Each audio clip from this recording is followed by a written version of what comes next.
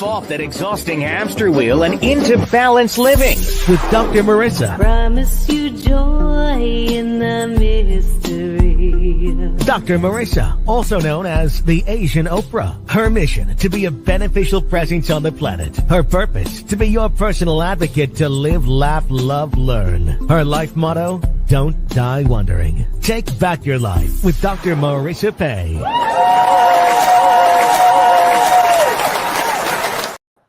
And welcome. You're tuned in to Take My Advice. I'm not using it. Get Balanced with Dr. Marissa, the morning show here on KCAA, NBC News, CNBC News, and NBC Sports Radio Station, AM 1050, FM 106.5, and streaming everywhere. iHeartRadio, Spotify, Stitcher, iTunes, TuneIn, Audible, Amazon Music, Tiki Live, Rumble, Spreaker, Streaker, and more. Why so many places? Because I want to maximize my splatter zone for more hope and happiness. So there's no gossip on the show, no scandal, and no K words, no Kanye talk, no P. Diddy talk. And in fact, whatever's on the headline news right now, we're not talking about, because I want to balance out all that negative news with good news, good people. And today is no exception. I'm so delighted to have live in studio someone who, again, from my favorite publicist, Harlan, introduced to me. And this is a very interesting look at something that everybody knows about, which is the Emmys. Her name is Tabatha Starcher, and she's going to explain and educate me about the Emmys beyond the golden statuettes for the National Academy of Television Arts and Sciences. And I'm excited about knowing this. Some of you may remember we tried to have this last year, and it was just crazy with the strike. But I'm so delighted that this year we get to know Tabatha. And, she's known to quote, "We don't just give trophies to famous people." She's the head of business development at NATAS. We have an incredible platform, and the people in the audience sitting in the room have their finger on the pulse of the media around the world. There is a responsibility with that platform. I'm so happy to hear that too, because, I have people here who maybe have limelight, but just because they have the limelight, they're not on the show. I want them to take the limelight and shine it on areas that they can provide some needed focus, attention, and solution. So Tabatha's a journalist. She earned her second Emmy nomination for her work as a reporter, showcasing her exceptional talent for uncovering compelling stories. She's forged partnerships with household names and Fortune 500 companies, there's a lot of them, from rescuing companies to producing Emmy Award-winning content. She exemplifies the power of determination and vision. Please welcome to my studio, Tabatha Starcher.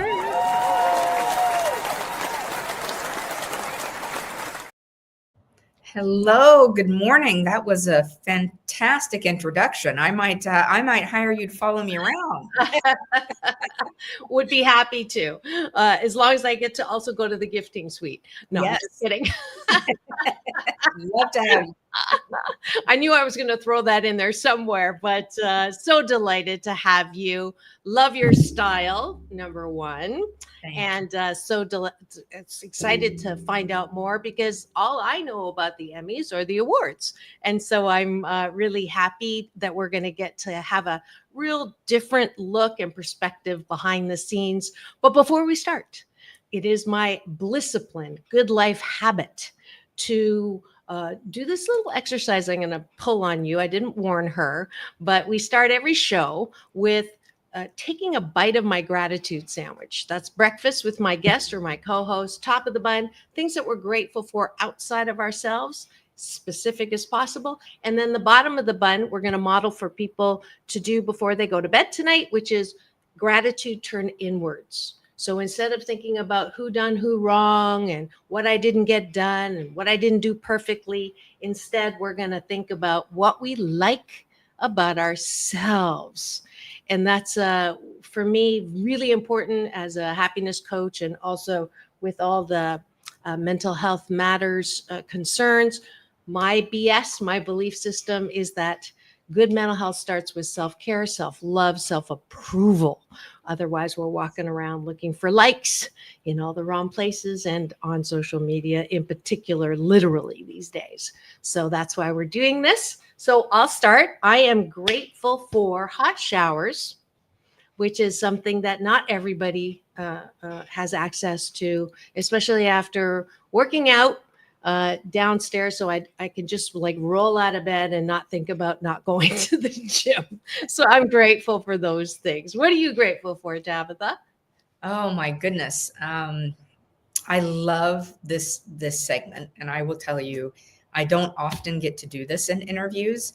And so I am one of those people that I have so many things to be grateful for. It's like, I feel like when we have folks who win their Emmy for the first time and they get up there and you have to play the music off stage because they had so many people to thank, that's where I am right now. I have so much to be grateful for. As a child who came out of poverty in a small town in West Virginia, the list of things that I have to be grateful for is absolutely enormous. I will say that one of the things that you brought up earlier, which was the gifting suite, and how it's really been part of what I have tried to bring into this academy and this role when I started as head of business development about 5 years ago, has been to revamp that gifting suite. And by that, I mean, I know a lot of your viewers get to hear interviews that are done, how there's $1 million gift bag given away at this show and $1 million gift bag given away at this show. I have taken that and made it so that it embraces some of our clients, but a lot of small businesses and minority-owned businesses, to be able to give them and share our platform and give them a spotlight. So what I am grateful for this morning is our board and our leaders here at the Academy, and these small businesses for sacrificing, but those leaders for getting behind that concept and allowing me to make such an enormous change. And the small businesses who give those products, it's not like a big business giving you $1 million worth of gifts. It's a small business that 100 gifts digs into their pocket deep. But it is a way of beginning to shine a light on minority-owned businesses, women-owned businesses, Hispanic-owned businesses, Black-owned businesses, small businesses. So I'm grateful to have been able to be a part of that and to have had the support to make those changes and to see that part. I don't want to use the word business because it's not necessarily growing financial business for us, but I think it is something that hopefully is inspiring other people and other companies to share their platform, share the space they have.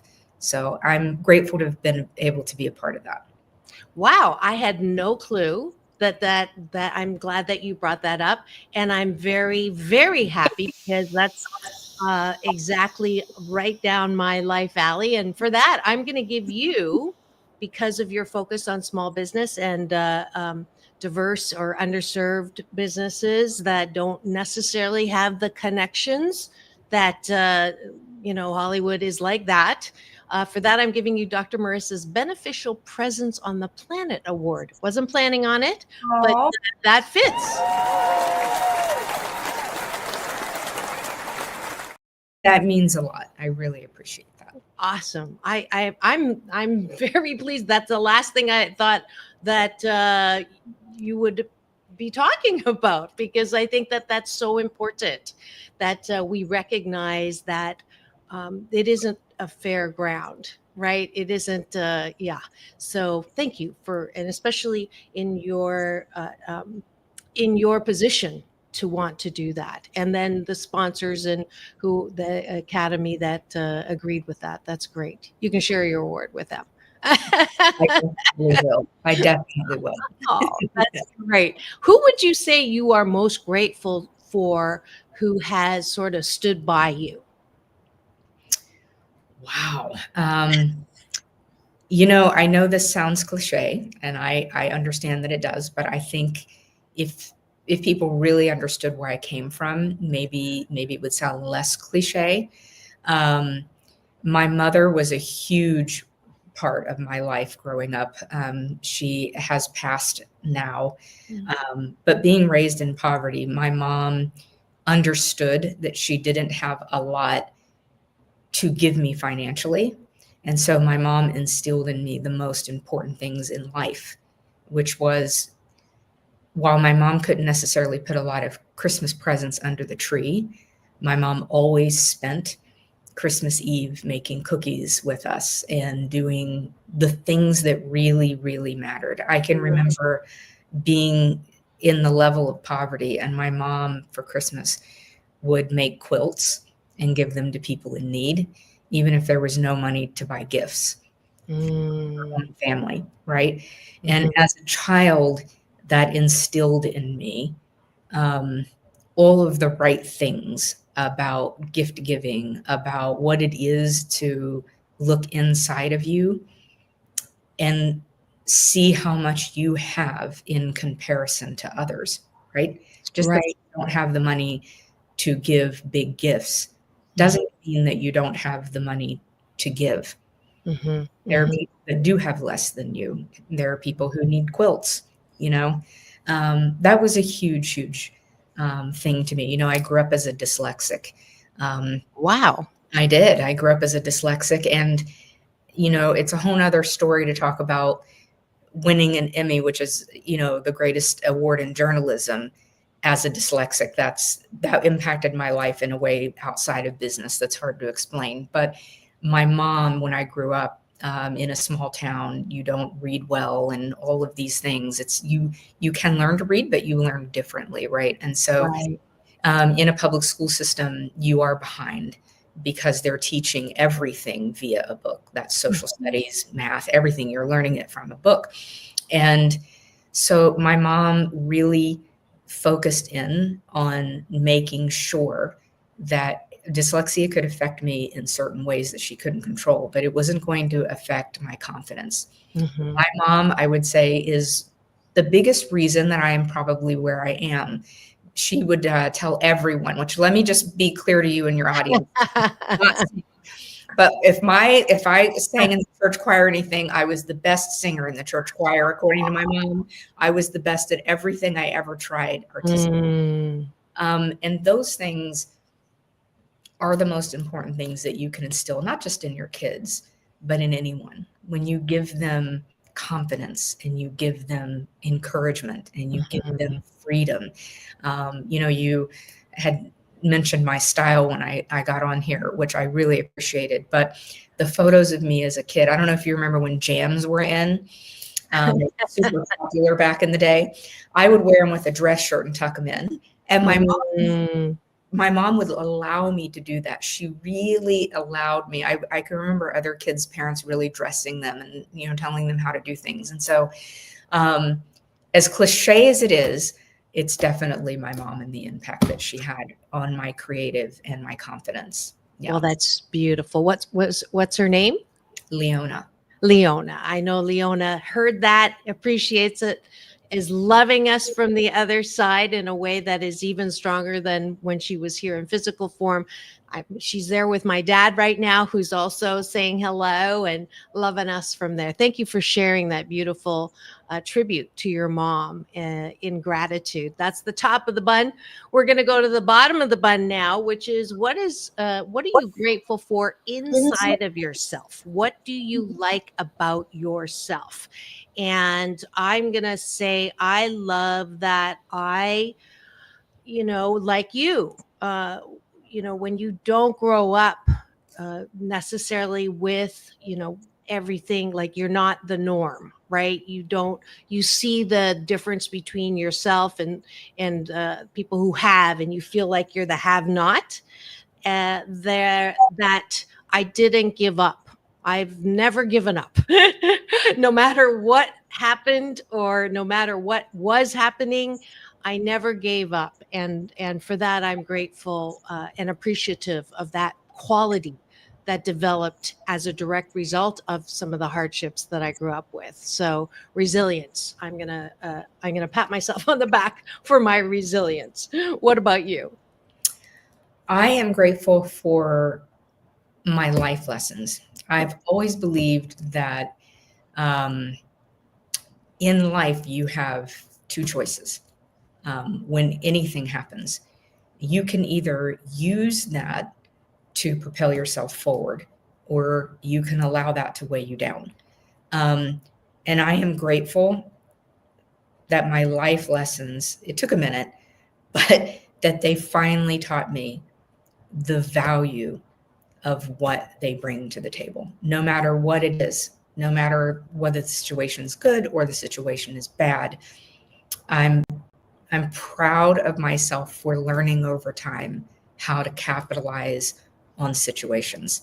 If something happens that wasn't ideal or is hurtful or causes disruption, you still can use that to learn. And you can use that to propel either yourself or a certain situation or someone else forward. And that is still a win. If it doesn't work out for you, but you can help someone else, that's still a win. Those things come back to you in life, right? And so learning to take no matter what comes your way and making the best of that is something that I feel like I've done pretty well in my adult life. And I'm grateful that I've been able to learn those lessons and take those in for what they are and what they're meant to be. Fantastic. Life is a never ending cycle that goes in circles.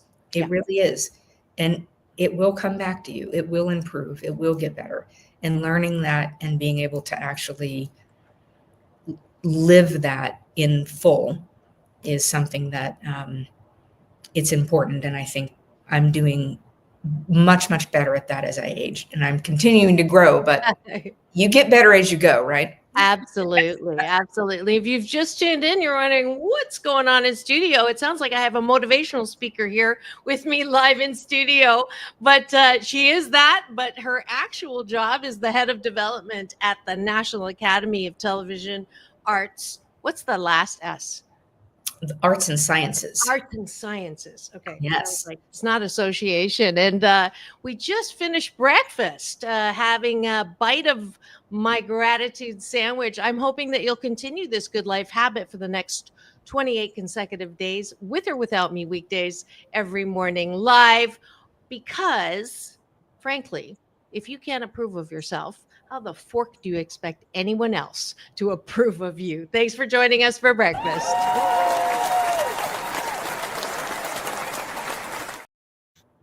And I'm so delighted to have you live in studio. We're going to talk about the Emmys. We're going to talk about the statues and the gifting and what the Emmys actually is now helping with. Those of you who are not driving and listening in on the AM FM side, you can be part of my cashew gallery like Dorcas Gray is this morning. Thank you for joining us, Dorcas. Always great to see you. And thank you for thanking me. That's your gratitude this morning. And feel free to go to my Facebook, my LinkedIn, and of course, Show Central, my YouTube TV channel to watch and listen, and to ask Tabatha if you have any questions as well. So we're going to get right into the topic of the day, which is the Emmys. And I have this little, everything is awesome.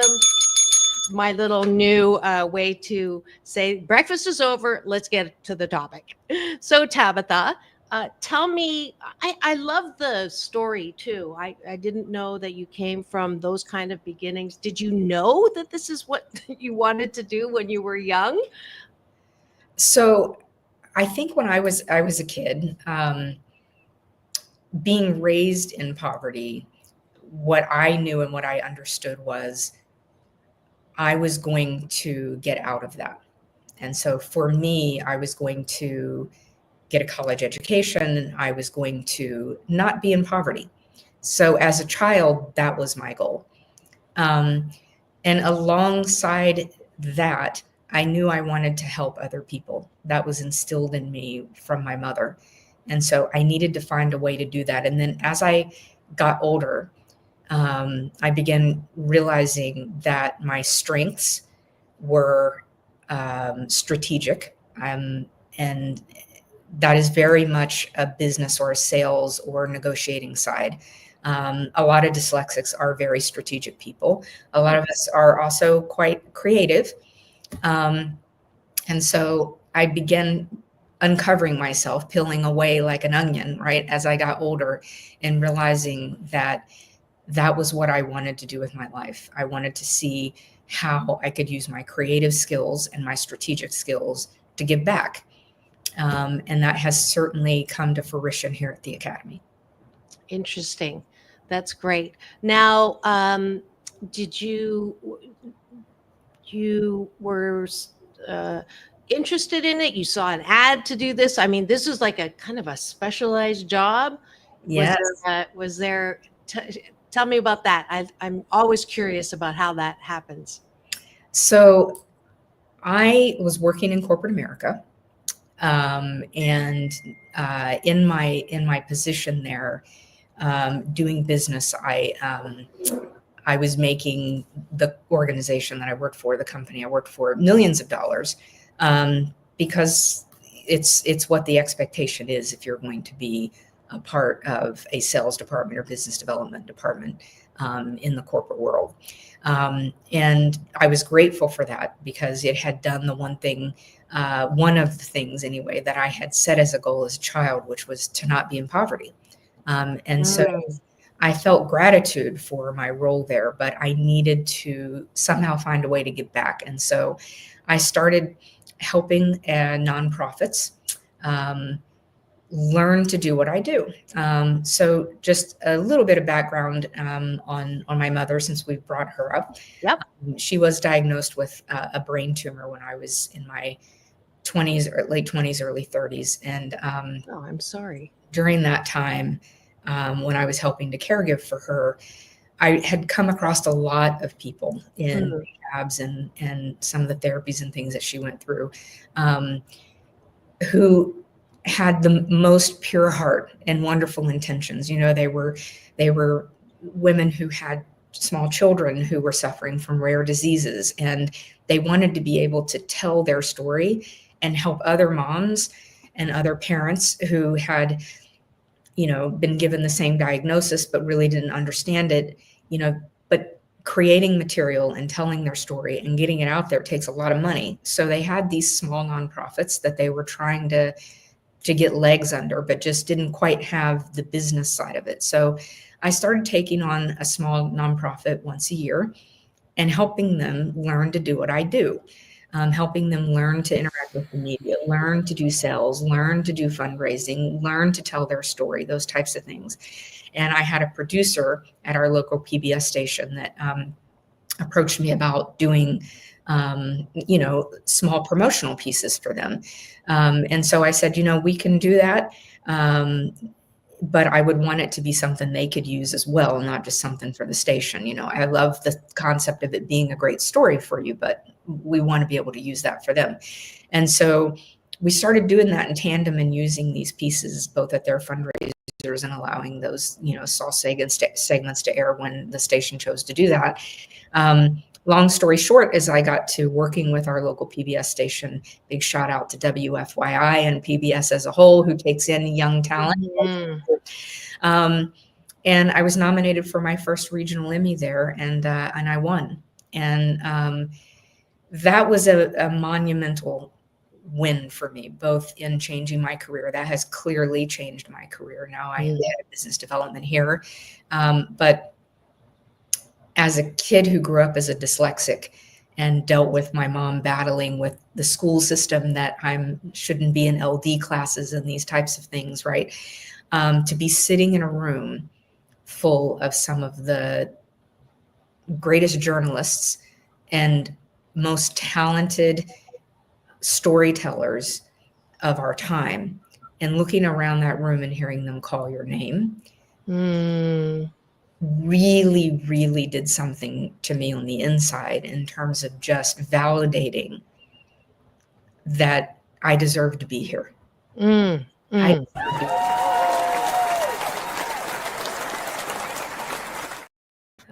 And I think that moment for me kind of set a fire under me. Not only do I deserve to be here, but I'm good at this. That's awesome. Yeah. That belief in yourself, I think that if that's one beautiful message that somebody's getting out of this interview today, would be amazing, because we tend to uh, look to others to approve of ourselves. Yes. And when that happens, it's a little scary, because even if someone approves of you one day, as people in Hollywood know, the next day is a whole different story. Yes. So it's so important to really love yourself, or understand what you're good at. Not that we're perfect, but that's why I'm 88% fabulous, and 12% of the time I step in it. But I'm going to focus on the 88%. And with that, I'm going to take a quick station ID for news, weather, and traffic before I get yelled at myself. But thank you for joining us today. We'll be right back. Chuck Woolery, bless him, he's on the other side with your mom and my dad. He used to say, we'll be back in 2 and 2, but you know me, I like to do things my way, which is peace in, peace out. Don't go away. We'll be right back.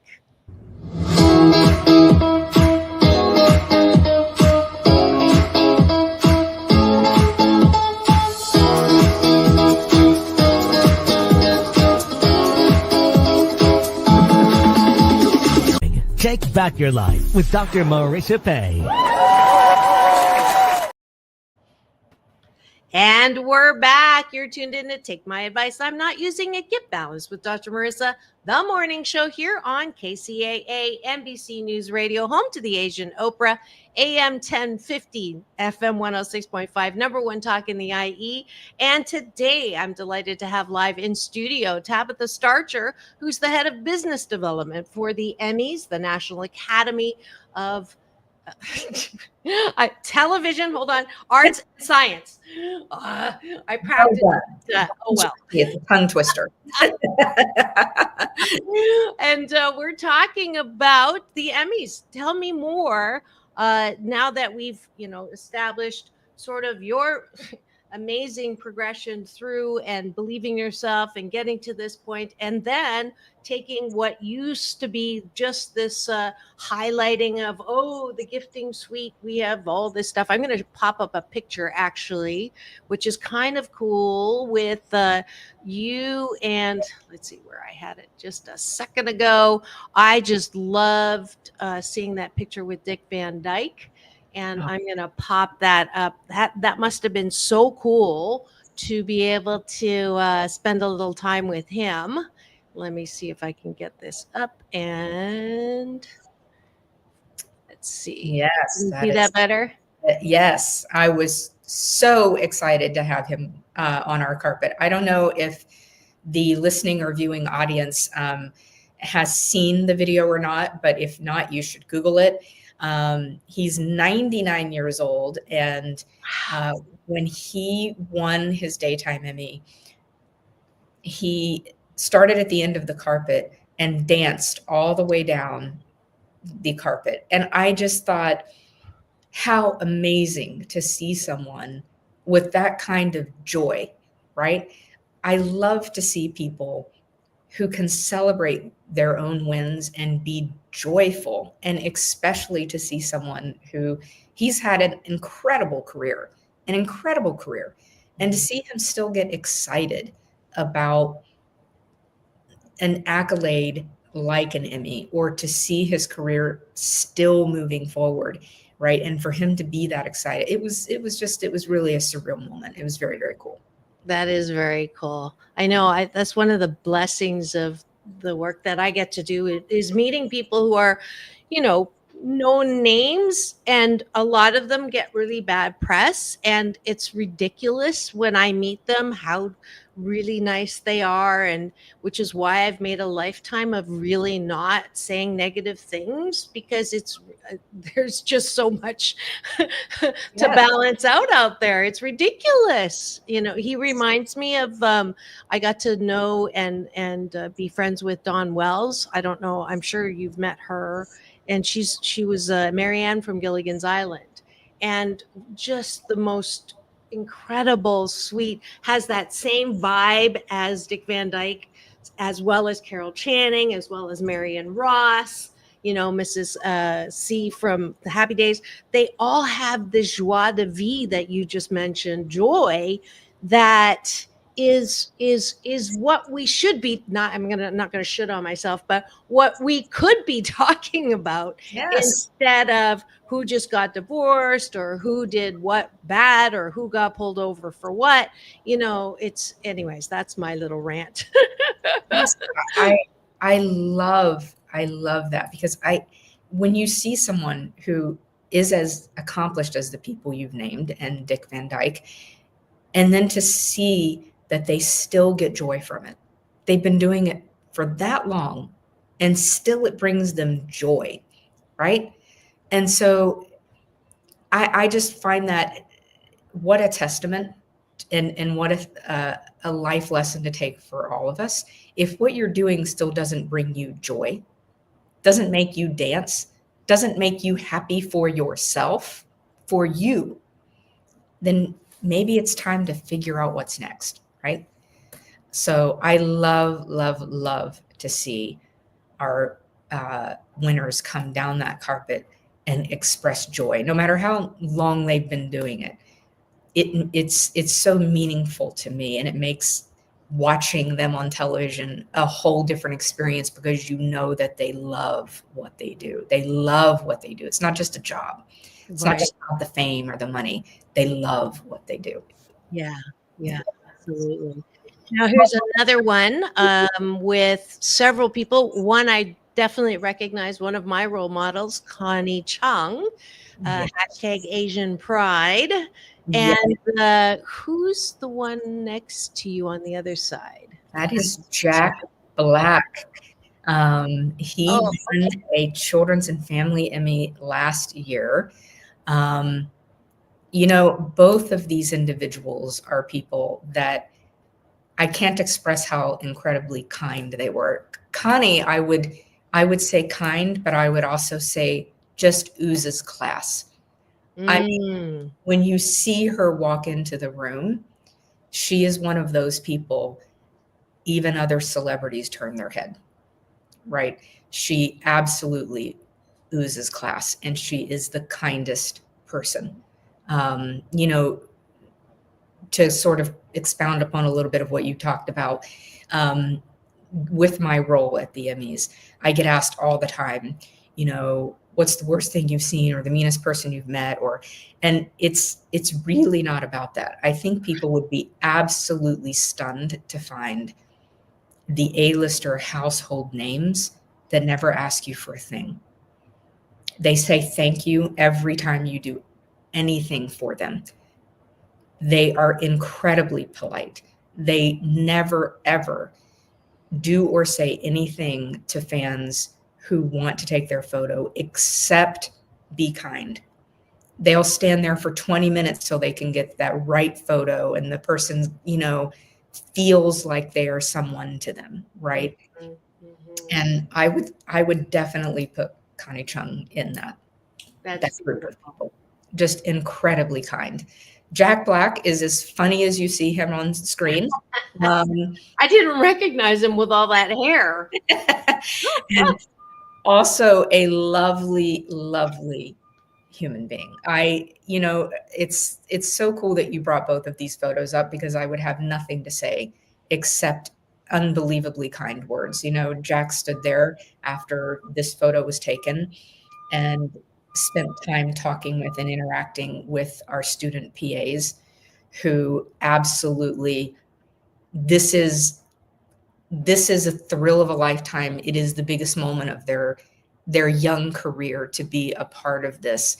And when you have someone of that caliber stand there and talk with them, just talk with them and treat them like they're the person next door. Give them part of their time. It's one thing to give them a photo. It's another thing to give them your time, right? And it just speaks volumes of who someone is when they're willing to give you their time. And that was him that day. That's beautiful. That's Yeah. beautiful. And then on the other side of you, is he an exec with the National Academy with the picture of Connie Chung? That is Maury Povich. That is her husband. Oh, wow. I Yes. didn't recognize him. Yes. And he was a total gentleman that day. Carried her gift bag, and they were really sweet to see together. Aw.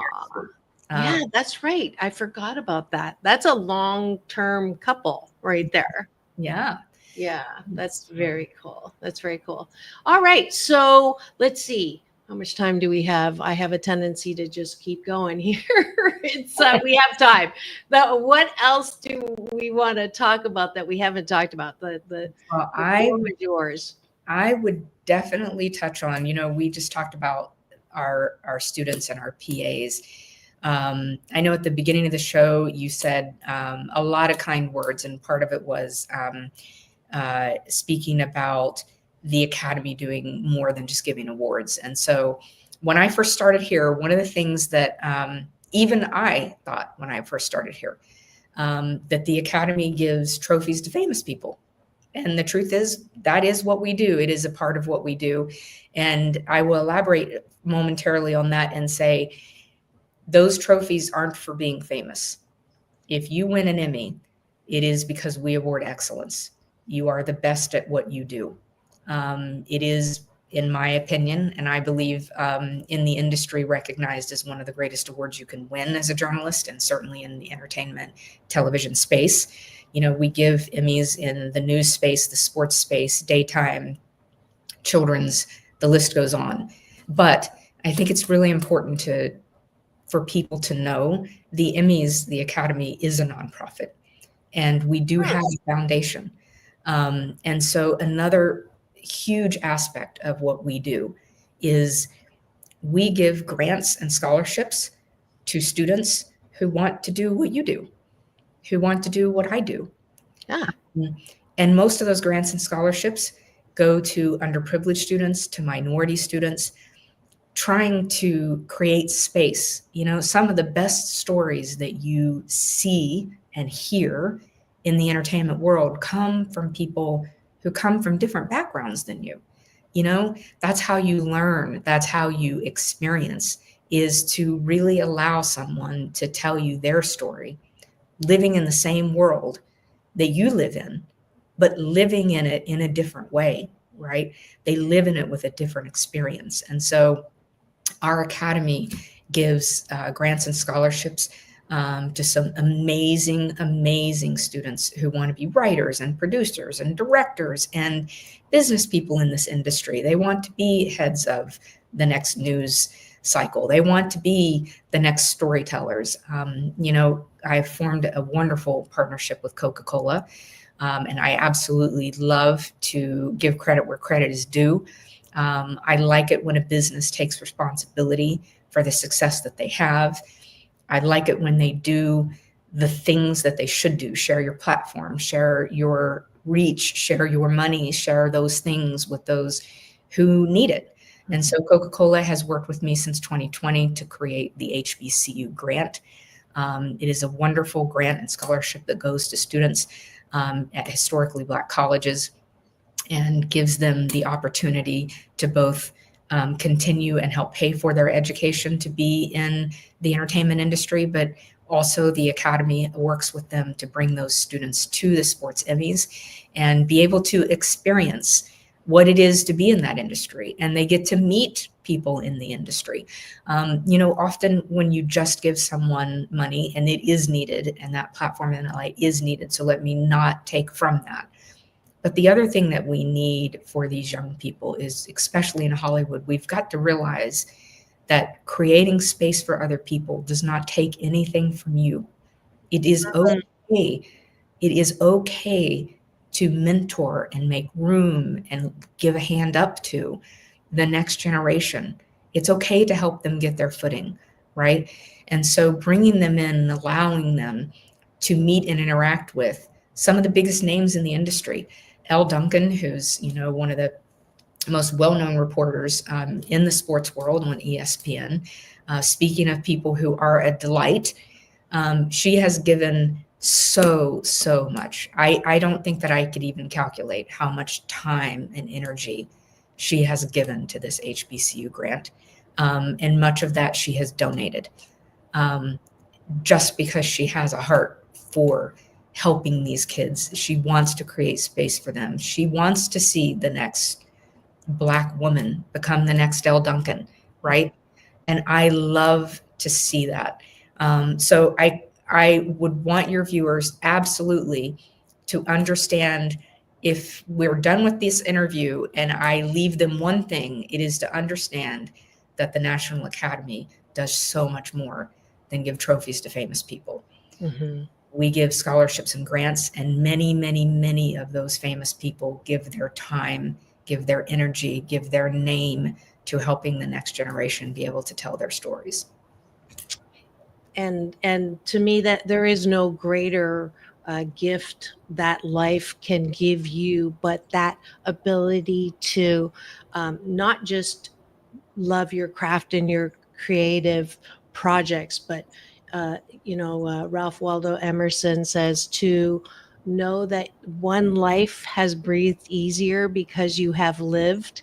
That is success. And you Yes. definitely just described the embodiment of that, and how wouldn't it be great if the whole definition of success and obviously fame and money aren't the formula. Otherwise, Anthony Bourdain and Kate Spade and Robin Williams would still be here. So Yes. there's got to be another formula, and I think you just nailed it. I think that I call it that was a moose drop. So I'm originally from Canada. So instead of talking about the elephant in the room, I do put the moose on the table. So the moose just got put on the table. And that this, it's almost like Hollywood is a little bit misunderstood too. And what you're bringing forth and educating me about is it's way deeper than what we just see in that hour, half, 2 hour. I think they finally got a handle on the length of Yes. these shows. Growing up, it was much longer, but between the playing off of the thank yous and tighter hosting, I think that's it. But anyways, I'm glad that this is balancing out what we just have perceptions about, missed perceptions about, that it is much deeper. And again, I gave you the award already. I'm not going to do it again. But the focus on underserved, I think I'm not going to do worst case scenario for what's coming. But we don't talk religion or politics on this show on purpose. And thank you. Somebody just gave me or you the finger, not that finger, but this finger. But to understand the importance or the value that it's not even you giving someone a chance, that you are giving yourself the gift of that experience of seeing, that even if you don't understand how important it is to have someone on screen who looks like you, like that, to me is one of those, it makes common sense to me, but it's unbelievable how common sense is uncommon for people who complain about that and call it an affirmative action, numbers, reverse discrimination. It's like, you're not getting this, folks. It's all about we're one, but some people don't have that platform yet. And it is joy to provide that. Yes. It is joy to provide that. And it's so important for people, I think, to understand.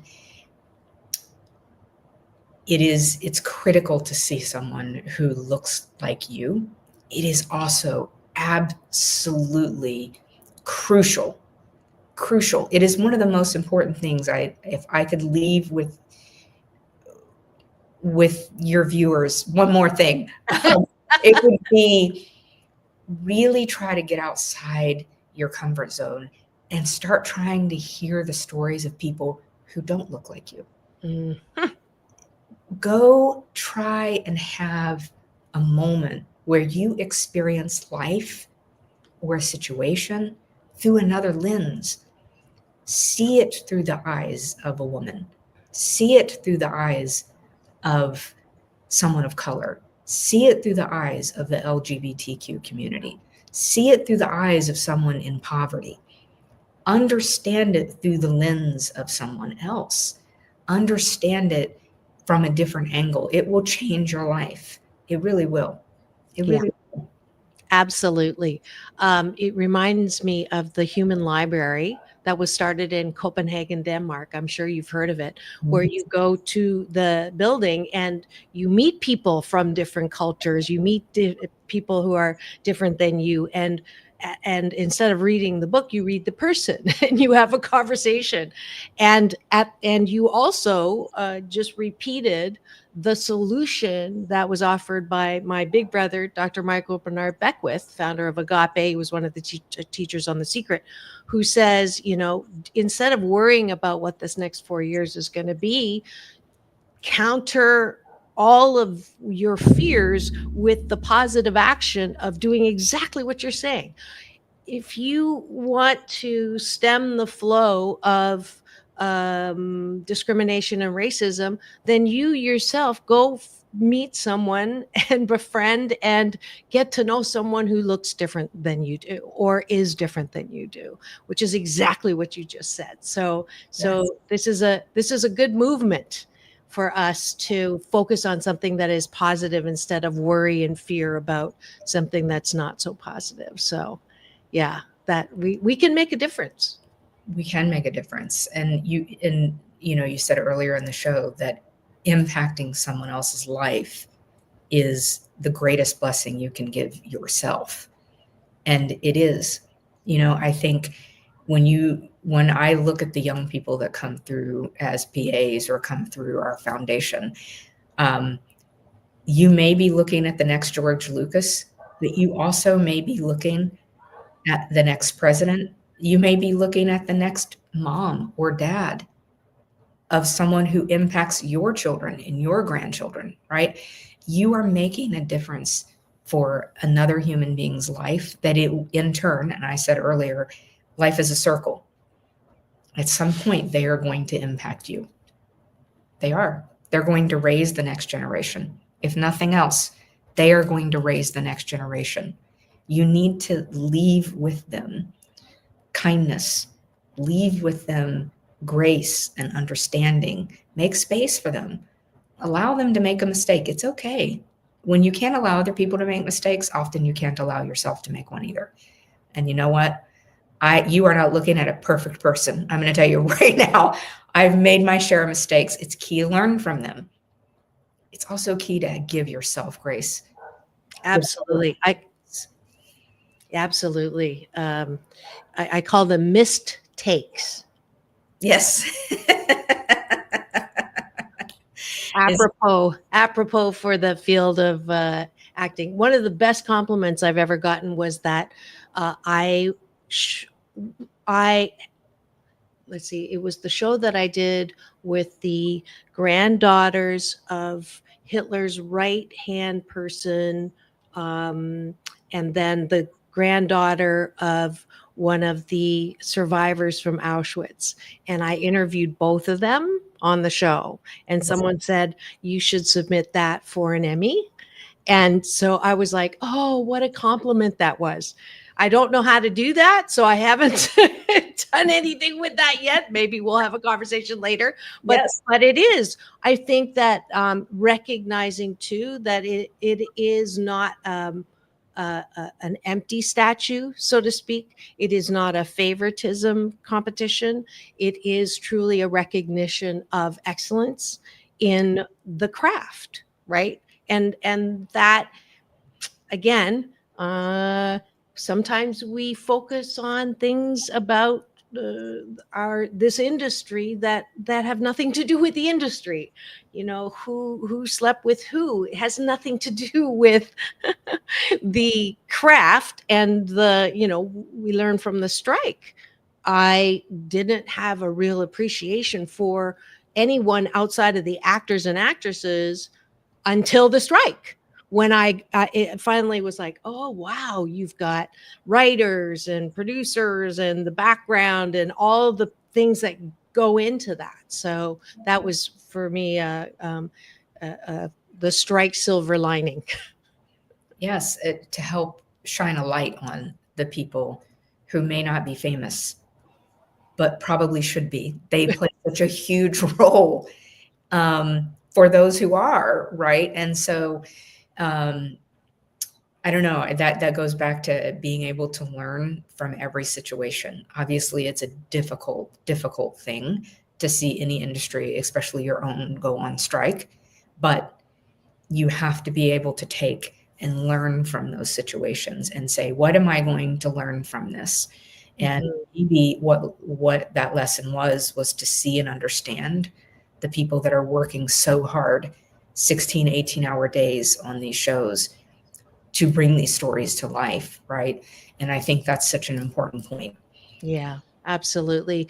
If you've just tuned in, I see more eyeballs rolling into the studio. We are coming up towards the end of the show, but I've been just so happy to have Tabatha Starcher here in studio live, educating me about the Emmys. That is way more than just giving out little gold trophies, but the organization itself is a nonprofit, is doing really great things to help those who may not know that this is an industry that they can be a part of, and certainly blossoming and providing an environment for them to hone their craft, and especially those in underserved populations.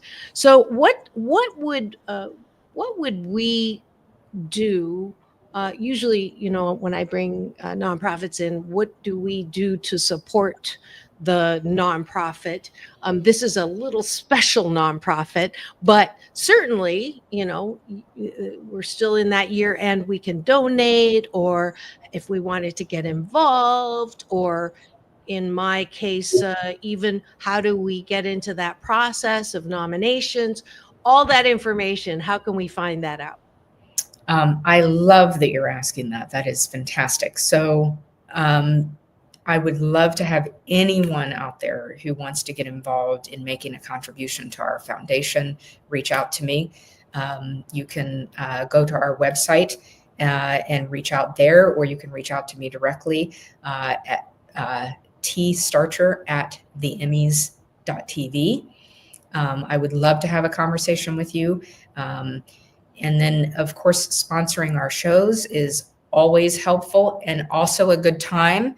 So to be an Emmy sponsor obviously creates the opportunity for you to come to the show and be a part of a fabulous evening, as well as putting your brand front and center with one of the most recognizable names in our industry. I've always said that the Emmy brand is a household luxury brand.